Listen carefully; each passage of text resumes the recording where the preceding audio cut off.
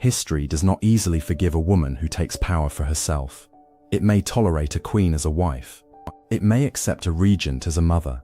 It may even admire a woman who influences politics from behind a curtain, as long as she never steps too far into the light.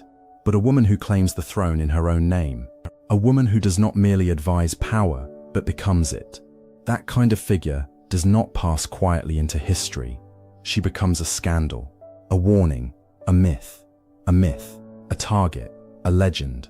And in the long history of imperial China, no woman embodied that truth more completely than Wu Zetian, the only woman ever to take the title of emperor in her own right. She rose from the imperial harem to the center of the Tang court, ruled effectively behind the scenes for years, then did what almost no one believed possible. In 690, at the age of about 65, she took the throne herself and founded her own Zhou dynasty, ruling until 705. Even hostile traditional historians conceded her administrative ability, while modern historians increasingly emphasize the scale of her political achievement and the reforms associated with her rule. But Wu Zetian's story is not just remarkable because she was a woman. It is remarkable because she succeeded. In one of the most hierarchical, ritualized, male-dominated political systems in world history, she did not merely survive palace politics. She mastered them. She defeated rivals, outmaneuvered aristocratic opposition, built new sources of legitimacy, and transformed the structure of government in ways that outlasted her. Britannica notes that under her policy, Chinese society shifted further away from domination by military and political aristocrats toward a bureaucracy staffed through examination. That is not just personal triumph, that is historical consequence. And yet her name still arrives wrapped in accusation. Cruel, manipulative, usurper, murderer, monster. Some of those accusations came from genuine acts of ruthlessness. Some came from later historians, deeply hostile to female rule. Some came from both at once, and that is what makes Wu Zetian so compelling. She is one of those rare rulers whose story forces us to ask not only what she did, but who got to write the verdict. To understand her legacy, we have to begin before she was emperor, before she was even empress, in a China newly reunited and governed by one of the most formidable dynasties in its history. Wu Zetian, originally Wu Zhou, was born in 624. Britannica says she was born in Wenshui, in what is now Shanxi province. She entered the palace of Emperor Taizong in 638, at about 14 years old, as a junior concubine. That alone would not have marked her for greatness. The imperial palace was full of women, and most disappeared into the machinery of court life without leaving much trace on history. But Wu was not built to disappear. We know frustratingly little about her inner life in those early years. That silence matters. It means the beginning of her story is mostly seen through later political outcomes. We meet her in the record, not as a child with dreams, fears, or private ambition, or as a future problem for men who thought the throne belonged to them by nature. Still, one thing is clear. Somehow, within the most controlled environment in the empire, Wu learned the court. She learned rank, ritual, personality, weakness, faction, and timing. She learned the ecosystem in which survival depended on perception as much as on loyalty. When Taizong died in 649, custom required that childless concubines be sent away to a Buddhist convent. Wuthel went. For many women, that would have ended the story. For Wu, it became an intermission. Britannica notes that the new emperor, Gaozong, is traditionally said to have had prior intimate relations with her and later brought her back from the convent to the palace as a favored concubine. That return was already controversial. Because she had been Taizong's concubine, her relationship with Gaozong scandalized some at court and gave future opponents moral language for their hostility. But moral language and political language are often the same weapon in different clothing. Wu's return to court was dangerous, not merely because it offended convention, but because it threatened existing power. There was already an empress. There were already leading concubines. There were aristocratic families with expectations, networks, and influence. To rise in that environment required far more than beauty or imperial affection. It required calculation. It required nerve. And Wu had both. By 655, she had become Empress. Britannica says she eliminated her rivals within the palace and used her authority to bring about the fall of elder statesmen who had served Taizong and opposed her elevation, in part because her family was not from one of the greatest aristocratic clans, and in part because of the controversy around her relationship with Gaozong. By 660, many of those opponents had been dismissed, exiled, or executed. This is the point where even admirers have to speak plainly. Wu Zetian did not rise by innocence. She rose through ruthless struggle, and yet that is only half the truth. Because once she secured power, she proved she could use it. Gaozong was often ill, and Britannica states that for the last 23 years of his life, Wu was the real ruler of China, in all but name. Ministers dealt with her. Decisions moved through her. Power concentrated around her, because the emperor either could not or would not exercise full authority consistently. She was not simply a schemer in silk. She was governing, and according to Britannica, she governed with efficiency, employed able men, and won respect for her administrative ability, courage, and decisiveness, even from those who did not love her. This is where her story becomes larger than palace intrigue. Many rulers seize power, far fewer justify it through competence. Wu Zetian did. Under her influence, Tang armies conquered Korea between 655 and 675 under military leaders she supported and promoted, according to Britannica. That matters because it shows the scope of her authority long before 690. She was already shaping the empire's military and political direction. She was not waiting for history to recognize her. She was already bending it. Then Gaozong died in 683, and Wu entered the most dangerous phase of her life. A powerful empress can rule in her husband's name. A dowager can influence a son, but once the husband is gone, the system expects retreat. Wu did the opposite. Britannica records that her son Zhongzong took the throne. But after only about a month, Wu deposed him and replaced him with another son, Ruizong, whose authority was purely nominal. A revolt by Tang loyalists and ambitious officials was raised in the south, but it was crushed quickly, demonstrating the support she commanded in the state apparatus. That is a key point. Wu's power did not rest only on fear. It rested on administrative backing, loyal officials, and a bureaucracy increasingly shaped by her rule. 6 years later, in 690, she crossed the line no Chinese woman had ever crossed before. She took the throne, not as Empress Dowager, not as regent, not as the power behind a male ruler. As emperor, Britannica states that at age 65, she usurped the throne, changed the dynastic name from Tang to Zhou, and ruled in her own name for the last 15 years of her life. Ohio State's origins goes further in interpreting the significance. Among major women rulers in world history, Wu Zetian was unique in overthrowing a strong dynasty and ruling as emperor in her own right. That is why her story remains singular. She did not merely exercise influence in a man's system. She redefined the top of the system itself. Imagine the scale of that act. In a Confucian world that encoded hierarchy, ancestry, male succession, and ritual order into the fabric of legitimacy, Wu was not just claiming office. She was overturning expectation. Her enemies could accept a cruel emperor more easily than they could accept a female one. That does not mean she was innocent of cruelty. It means her sex magnified every accusation and transformed political hostility into civilizational panic. For many later historians, she was not just a bad ruler, she was an unnatural one. Wu understood that legitimacy is never automatic, so she built it. She used religion, she used ritual, she used statecraft, she used the symbolic language of empire to make the impossible look inevitable. Origins notes that she elevated women's roles in certain rituals, equalized mourning periods for mothers and fathers, required female ancestors to be honored alongside male ones, and appointed talented women such as Shangguan to high positions.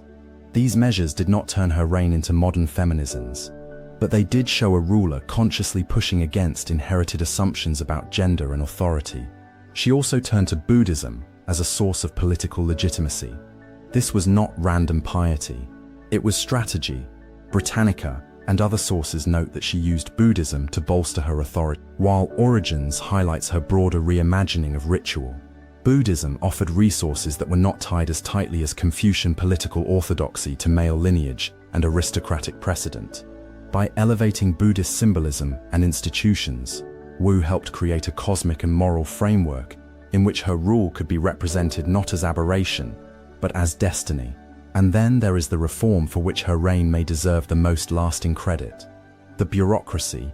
Britannica says the consequences of her policies were of great historical importance, because they promoted the transformation of Chinese society away from domination by a military and political aristocracy and toward governance by a scholarly bureaucracy selected through examination.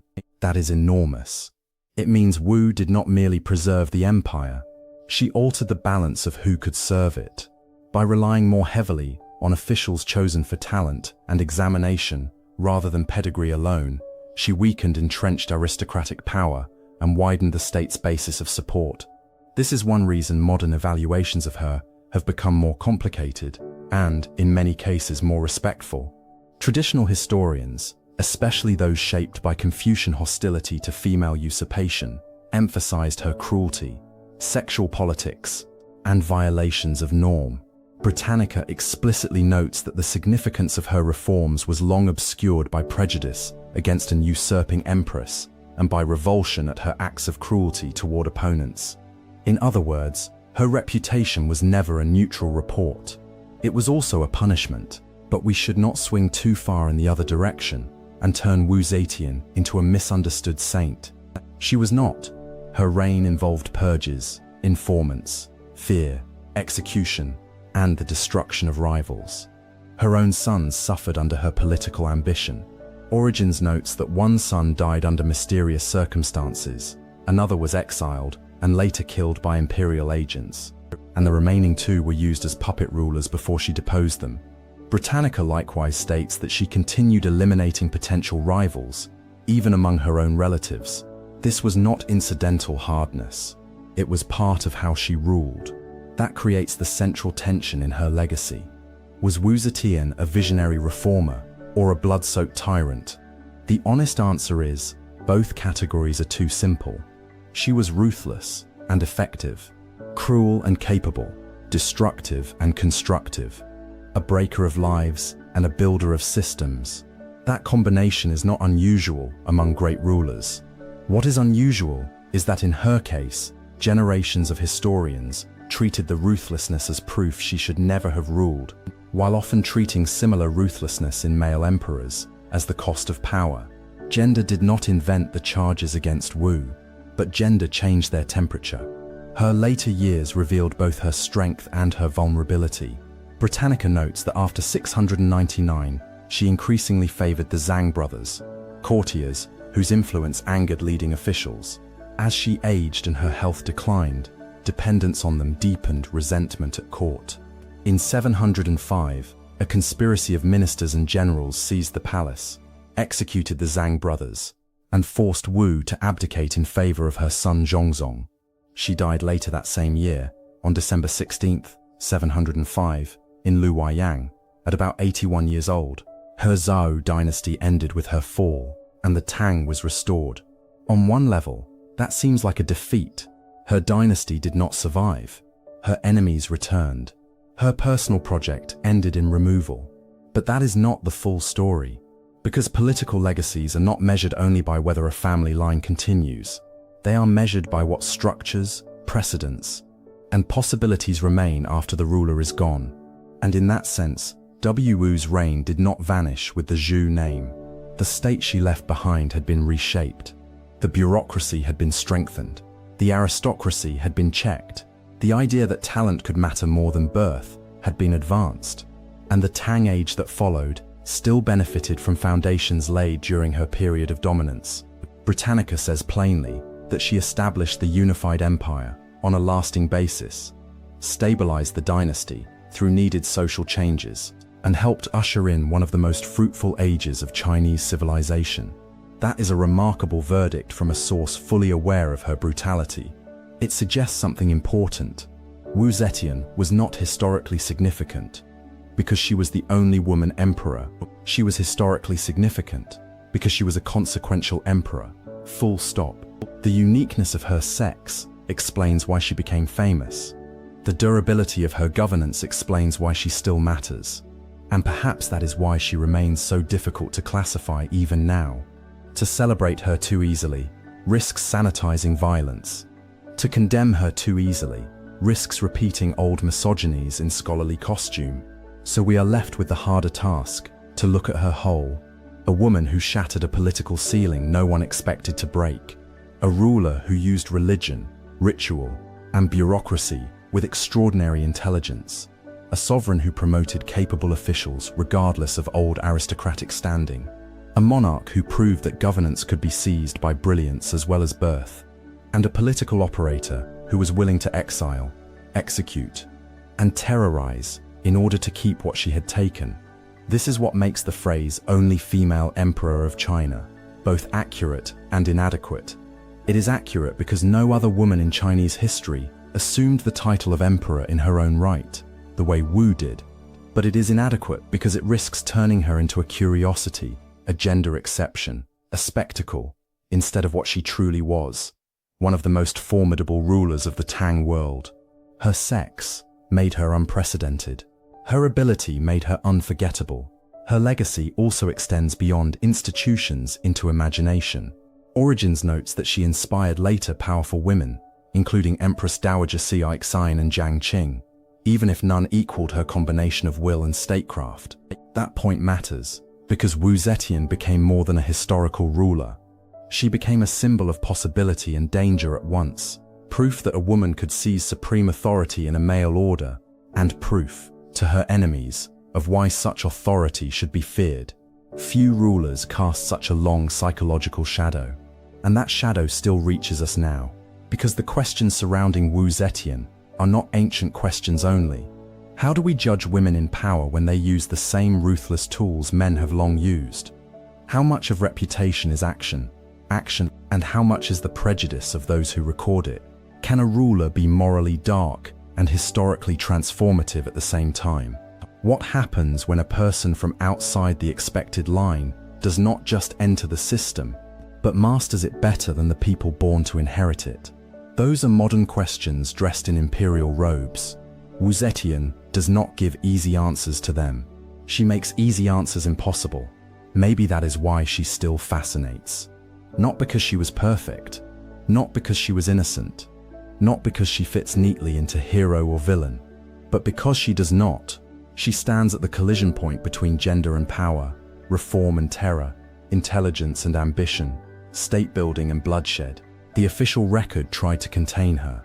Later imagination tried to sensationalize her. Modern scholarship keeps returning to the same conclusion. Whatever else she was, she cannot be dismissed. She changed the empire she ruled. So how should we remember her? Not as a feminist icon detached from context. Not as a monstrous aberration invented by hostile historians. Not as a palace melodrama in a crown. We should remember her as she was, a ruler of immense skill and immense ruthlessness, who rose from concubinage to the dragon throne, broke one of the most deeply rooted political barriers in world history, strengthened imperial governance through reforms with long consequences, manipulated belief and bureaucracy with genius, and left behind a legacy too large to be buried under either admiration or fear. Because the ultimate truth about Wu Zetian may be this: she did not ask history for permission. She took the center of the stage in a civilization that had written women out of that role. She forced ministers, generals, scholars, monks, aristocrats, and later historians to reckon with a fact they could not comfortably explain. A woman had become emperor, and she had ruled not as a placeholder and as a sovereign of consequence. That is why her legacy endures, not only in the story of China, not only in the history of women in power, but in the broader human story of who gets to rule, who gets remembered, and who gets judged by rules that were never evenly applied. Wu Zetian rose in a world designed to prevent her rise. She ruled in a system that resented her authority.